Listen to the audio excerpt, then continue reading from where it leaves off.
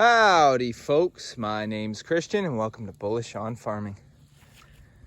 Today, just hanging out with the gilts, came to do some chores this morning, brought them out some hog grower and some spelt that we mill up.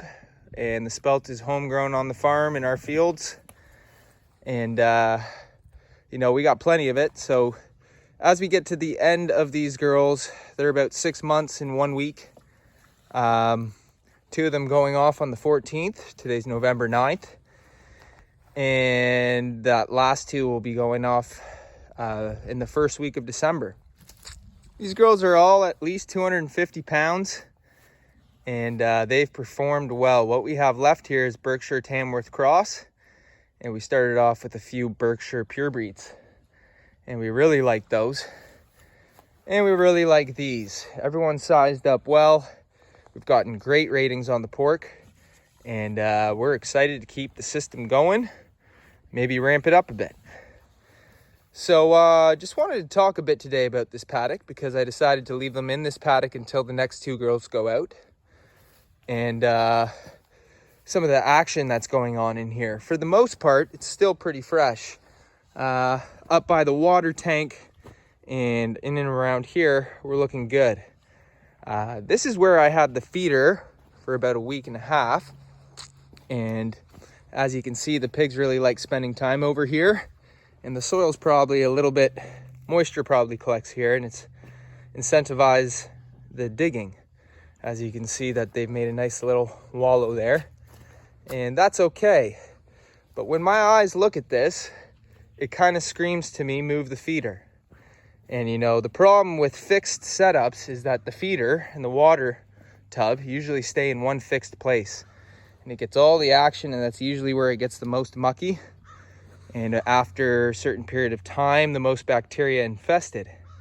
And so the beauty about these models that we use is that they're cheap, do it yourself, and most of the stuff you can find on the farm. Like for instance, these feeders are just those rubber tubs. And I bolted them down to a plank. And I just grabbed one edge of that plank and I dragged this whole thing. Fits perfectly through our door system, which is no more than T-posts, skids, and rebar. And now some baler twine to anchor them down so that the pigs don't lift them up. These girls are strong now and they're getting curious with their strength. And although we appreciate their labor on the trees, lifting doors and getting out of their paddock is not what we desire. But a little bit of baler twine to fix it, you can't complain. And so, if anything ever happened with this feeder, I would just put a new bolt in, replace the plank, buy a new tub, whatever needs to be done. And now I want to encourage the girls to kind of stay away from there. Although I could fence it off, I don't think it's necessary. But if I kept the feeder there for another, week and a half, with all the moisture we're going to be getting, who knows? And I just don't want to gamble with that. So I moved it on over here. We got another feeder tub down over there where that pig is. Our water tub is a 65-gallon poly tub water tank with 2 grower nipples on it.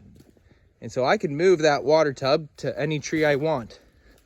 Although I want to keep it along that fence line because we have the hose on the other side of it. It's nice and easy to just drop it in the top when I need to refill the tub. You get what I'm saying.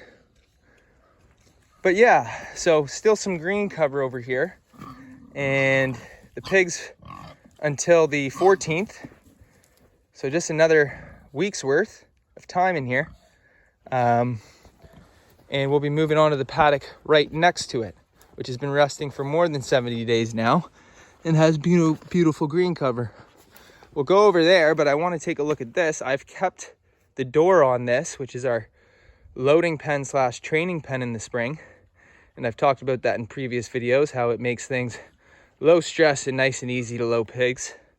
But I did that so that the loadings that I do the next 2 times still is kind of fresh in there. So if the pigs have to be in for 24 hours or 12 hours, it's not a pigsty. And well, at least it's fresher than in here.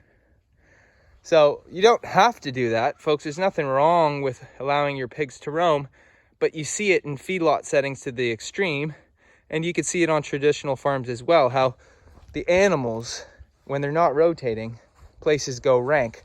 So when you can use fences to, you know, section off areas and be mindful about your operation and how you're going to be proceeding through the following months, you can look out for things like that. This is where the last 2 pigs are going to be turning into. And, you know, it's got lots of ground cover up top, a lot of root system establishment.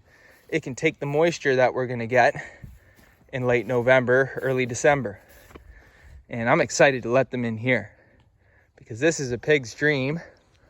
And although this is one of our strongest paddocks, it just feels good to know that you have land ready for your animals and that you're not pulverizing your land and, you know, potentially degenerating that area.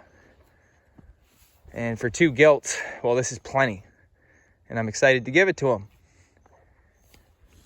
And so, yeah, these girls going off, I imagine, will be 260 plus. And we're excited to compare that. We already know that the fat content on our pork is just amazing. Like an inch thick to 1.5 inches.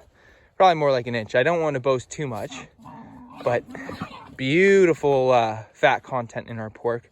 Very flavorful, and the meat is dark. So yeah, forest raised pork is very distinct from conventionally raised pork. I've mentioned that before, and I suggest you give it a try. I'm not saying anyone's better than the other, but they are different. And so, you know, this system has worked great this year. Because it's cheap, it's allowed us to grow pork in a low overhead cost manner and start generating cash flow on a cheap budget. And, you know, the beauty about it being cheap is that it's easy to repair and replace. And it keeps our animals on the land. And, you know, thanks to electric fencing, it's possible to do without buying all, you know, page wire or fencing that you would have to put up with a physical fence. If you train your animals properly to wire, you're set. And if you have a physical barrier, which is always great for insurance, you can do that too. You know, the fencing around your farm no doubt should be physical and electrical if you want. But something like this where we're just in the middle of the whole farm, you know, close to our cattle paddock, excuse me. Yeah, these wiring fences work great. And I've done it in forests before where there's just acres and acres of bush and we just drop a, you know, 2 tensile wire setup in that forest and we have no problems because the pigs don't really want to leave the group. So unless you have like a breach where all the pigs are gone, they're not really going to go far. And if they're, you know, older, they know that their feed and water is where you've been keeping it. And they'll come back most of the time in my experience. But I haven't had many breaches because our fences are always hot. And we work with the animals daily and we check in with our setup all the time. We make sure that, you know, these fences are hooked up to our cattle fences. So they're hot, folks. And I still hear these pigs getting reminders, but it's just every so often. They're very wire conscious, which makes loading so much easier because our loading pen has the wire on the inside. And instead of them brushing up against the walls, trying to squeeze by you or trying to move things, they avoid the walls. And so it's much easier to position yourself and get them to go where you want them to go, you know? And in my experience, electric fencing is just the way to go, especially with rotational systems. And so, yeah, folks, I think I'm going to cap this one off there. Really grateful for everyone coming by, commenting, subscribing. You're all welcome, and we appreciate you. So I'd like to say thanks for stopping by. God bless you all. We'll see you on the next one.